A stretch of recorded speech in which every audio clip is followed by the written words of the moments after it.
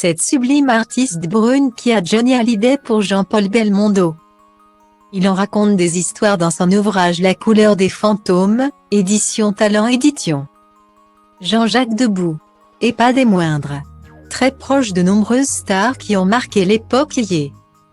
Le mari de Chantal Goya rapporte le récit de quelques-unes de leurs folles aventures au fil du temps.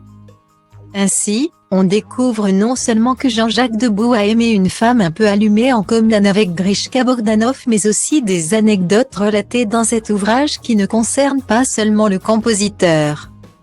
Il revient ainsi sur de nombreuses histoires d'amour de certaines légendes de cette époque. Avec notamment Johnny Hallyday. Jean-Jacques Debout a été très ami avec le regretté rocker et a même aimé l'une des femmes qui a compté le plus pour lui, Sylvie Vartan. Je voyais beaucoup Sylvie à l'époque, raconte Jean-Jacques Debout dans les pages de son bouquin.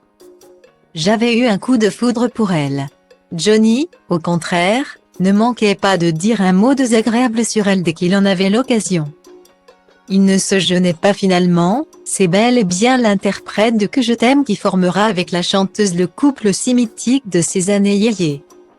Mais tout au long de sa vie sentimentale, Johnny Hallyday n'a pas connu que Sylvie Vartan, mère de son fils David Hallyday. S'il a bien sûr eu Nathalie Baye, Adeline Blondiot et bien sûr Laetitia Hallyday.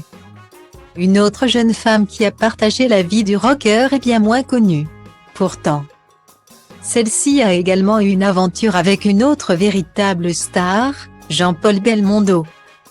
À la fin des années 1970, Johnny habite la maison de gardien du Moulin aux Corbeaux, où vivaient à l'époque Belmondo et Ursula Andress. Il y est très heureuse avec Rosa Fumetto, une superbe jeune femme d'origine italienne qui est danseuse au Crazy Horse Saloon. La relation qu'entretient l'artiste et la jeune danseuse exaspère Alain Bernardin, patron du Crazy Horse. Il menaçait même de la virer, à en croire les propos de Jean-Jacques Debout. Mais elle va alors finir par quitter Johnny Hallyday pour Belmondo. Quant à Bernardin, on apprend qu'il a fini par se suicider.